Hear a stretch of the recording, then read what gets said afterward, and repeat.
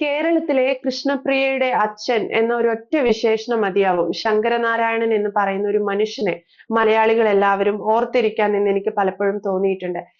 കൃഷ്ണപ്രിയയെ ബലാത്സംഗം ചെയ്ത് കൊന്ന പ്രതിയെ വെടിവെച്ച് കൊല്ലുക എന്നുള്ളൊരു ധീരമായ പ്രവൃത്തിയാണ് ശങ്കരനാരായണൻ ചെയ്തത്. ഒരു പെൺകുട്ടിക്ക് ഏൽക്കാവുന്ന ഏറ്റവും വലിയ ആഘാതവും ക്രൂരതയുമായതുകൊണ്ടാണ് ശങ്കരനാരായണൻ ചെയ്ത പ്രവൃത്തിയെ ധീരമായ പ്രവൃത്തി എന്ന് എന്നെ പോലെയുള്ള പല സ്ത്രീകളും വിശേഷിപ്പിക്കുന്നത്. ശങ്കരൻ നാരായണന്റെ ഒരു വിയോഗം കേരളത്തിൽ കഴിഞ്ഞ ദിവസം മുതൽ പല വാർത്താ മാധ്യമങ്ങളും ചർച്ച ചെയ്തിട്ടുണ്ട്. പ്രശാന്ത് സാറിന് ഈ ഒരു വിഷയത്തിൽ ഒപ്പം ശങ്കരനാരായണന്റെ ഒരു വിയോഗത്തെ കുറിച്ചൊക്കെ എന്താ പറയാനുള്ളത്? അല്ല, വലിയൊരു വേദനയോടുകൂടി ആൾക്കാർക്ക് ഓർക്കാൻ പറ്റുന്ന ഒരു കാര്യമല്ലേ അത്. ശങ്കരനാരായണൻ എന്ന് പറയുന്ന വ്യക്തി മാധ്യമങ്ങൾ ഇന്നലെ കൊടുക്കുന്ന വലിപ്പം എന്ന് പറയുമ്പോൾ അദ്ദേഹം ആരായിട്ടാ? ആ ഒരു വലിപ്പം എന്ന് പറയുമ്പോൾ അദ്ദേഹത്തിന്റെ ഒരു പ്രവൃത്തിയിലുള്ള ഒരു അംഗീകാരം പരസ്യമായിട്ടല്ലെങ്കിൽ പോലും ഇവിടുത്തെ കോടതി പോലും അതിനകത്ത് അദ്ദേഹത്തിന്റെ ഭാഗം നിന്ന് കൊടുത്തു എന്നാണ് പലപ്പോഴും പറയാൻ പറ്റുന്നത്. എന്ന് വെച്ച് കഴിഞ്ഞാൽ അദ്ദേഹത്തിന്റെ ഭാഗത്താണ്, അദ്ദേഹം ചെയ്തത് തെറ്റാണ്. നമ്മുടെ നിയമപരമായിട്ട് പരിശോധിക്കുമ്പോൾ ചെയ്തത് തെറ്റാണെങ്കിൽ പോലും അദ്ദേഹത്തിന് ചെയ്തതിൽ എന്താണ് തെറ്റ് എന്ന് വെളിയിൽ കോടതിയുടെ കസേരയിൽ നിന്ന് വെളിയിൽ ഇറങ്ങി നിന്ന് ആ ജഡ്ജി സ്വന്തമായിട്ട് ചോദിക്കുന്ന രീതിയിലേക്കുള്ള ഒരു ഇൻസിഡന്റ് അല്ലേ. കാരണം അദ്ദേഹം ഏറ്റവും കൂടുതൽ സ്നേഹിച്ചിരുന്ന 13 വയസ്സ് എന്ന് പറഞ്ഞാൽ എന്തോ ഉണ്ട്, ഒരു കുഞ്ഞ് വകതിരിവ് വരുന്ന പ്രായം പോലും ആയിട്ടില്ല, മനസ്സിലാവുന്നുണ്ട്. എന്നിട്ട് അവന്റെ അയലോകക്കാരനായിട്ടുള്ള ഒരു ഈ കുഞ്ഞിന്റെ അച്ഛനെക്കാട്ടി പ്രായമുണ്ട്. അവൻ ആ കുഞ്ഞിനെ മാനഭംഗപ്പെടുത്തി എന്ന് മാത്രമല്ല, ക്രൂരമായിട്ട് ബലാത്സംഗം ചെയ്തതിനു ശേഷം അതിനെ നിഷ്ഠൂരമായിട്ട് കൊന്നുകളഞ്ഞു.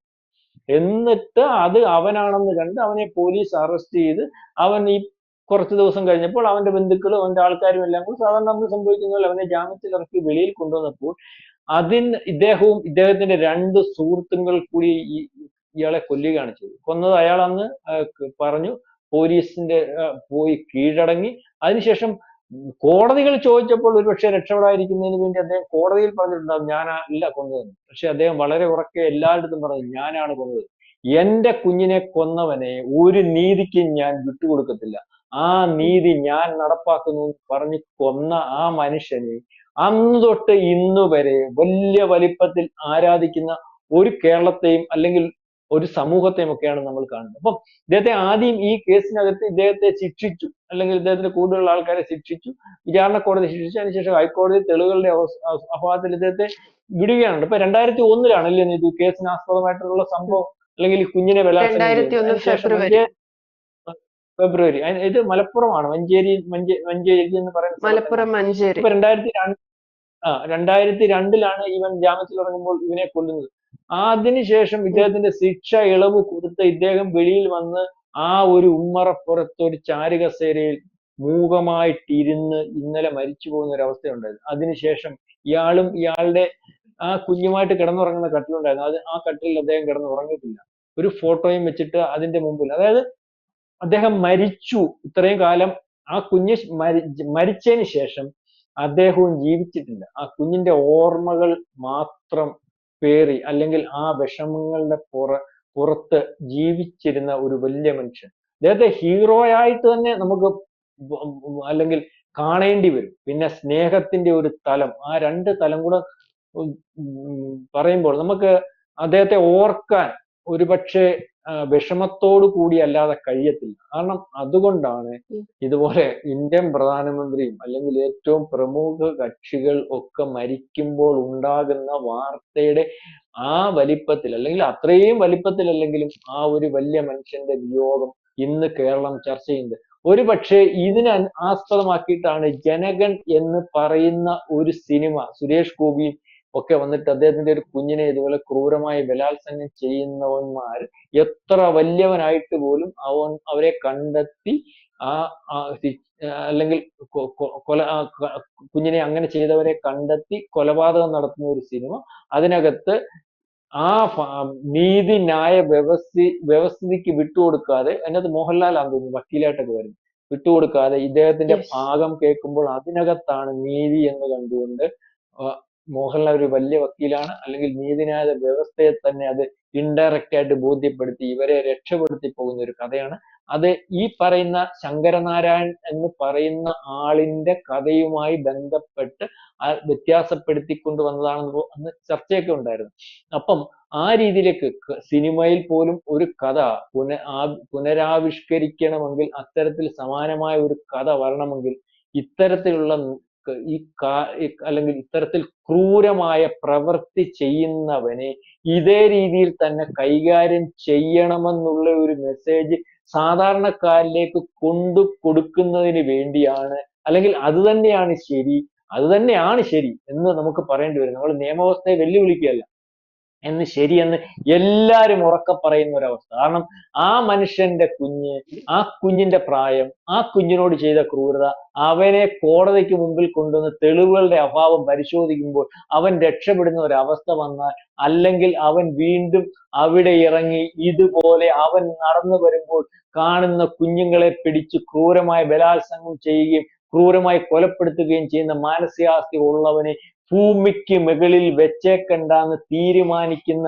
നിയമം തന്നെ ആവണം ഇവിടെ ഉണ്ടാവേണ്ടത് എന്ന് ഇൻഡയറക്റ്റ് ആയിട്ട് പറയുന്ന ഭൂരിപക്ഷം ജനത ഉള്ളത് കൊണ്ടാണ് ഇത് ഇന്നലെ വാർത്തയായത്, അതൊരു സിനിമയായത്, ജനം ചർച്ച ചെയ്യുന്നത്. ഈ പറഞ്ഞ ശങ്കരനാരായണൻ എന്ന് പറയുന്ന 75 വയസ്സുകാരൻ ഇന്നലെ മരിച്ചപ്പോൾ, അല്ലെങ്കിൽ ഇന്ന് എന്റെയും നീതുവിന്റെയും ഒക്കെ കണ്ണിൽ ഒരു തുള്ളി കണ്ണുനീർ നമ്മൾ അറിയാത്ത ശങ്കരനാരായണന്റെ കഥ കേൾക്കുമ്പോൾ ഉണ്ടാകുന്നത്, അതായത് മാനുഷിക വലിപ്പത്തിനും സ്നേഹത്തിനും അല്ലെങ്കിൽ ഇത്തരത്തിൽ ഒക്കെ ഉള്ള അത് അറിയാവുന്നവർക്കും അത്തരത്തിൽ ജീവിക്കുന്നവർക്കും ഒക്കെ ശങ്കരനാരായണൻ എന്ന് പറയുന്ന വ്യക്തിയുടെ കൂടെ നിന്ന് പോകാനേ സാധ്യമാകത്തുള്ളൂ. ഇവിടുത്തെ നിയമവ്യവസ്ഥയ്ക്കകത്ത് പൊളിച്ചെഴുത്തുണ്ടാവണം. ഇതുപോലെ ഉള്ള ക്രൂര കൃത്യങ്ങൾ നടത്തുന്നവനെ അവൻ അത് ചെയ്തിട്ടുണ്ട് എന്ന് ബോധ്യപ്പെട്ടാൽ തെളിവുകൾ തിരക്കാൻ നടക്കാതെ, ഒരു പക്ഷേ ആ കാര്യത്തിലൊക്കെ നമ്മൾ ഈ വിദേശ രാജ്യങ്ങൾ അല്ലെങ്കിൽ മുസ്ലിം രാജ്യങ്ങളെ നമ്മൾ മാതൃകയാക്കേണ്ടതുണ്ട്. മറ്റ് പലതിന്റെ ഒരു മോഷണത്തിന്റെ കൂട്ടോ അല്ലെങ്കിൽ രാഷ്ട്രീയ പാർട്ടികൾക്ക് കേസുകളുടെ കൂട്ടോ പോട്ടെ, രാജ്യദ്രോഹമാണെങ്കിൽ പോലും അത് തെളിഞ്ഞിട്ട് അവനെ ശിക്ഷിച്ചാൽ മതി.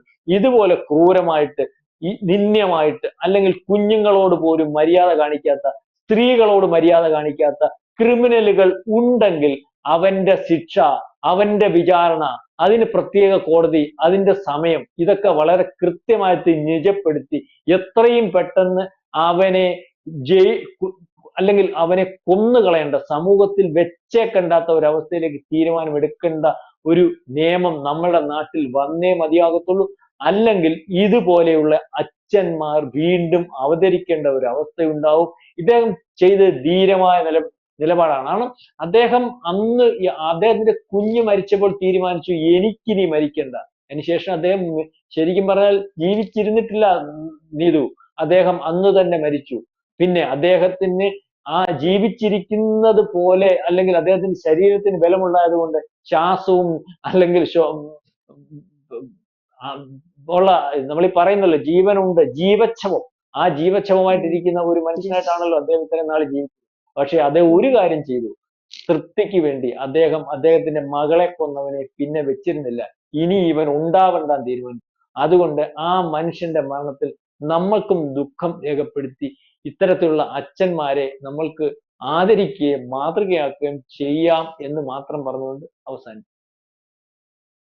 ശരിയാണ്. കൃഷ്ണപ്രിയമാരെ പോലെയുള്ളവർ, അത്തരം ഇരകൾ ഇനിയും ഉണ്ടാകും.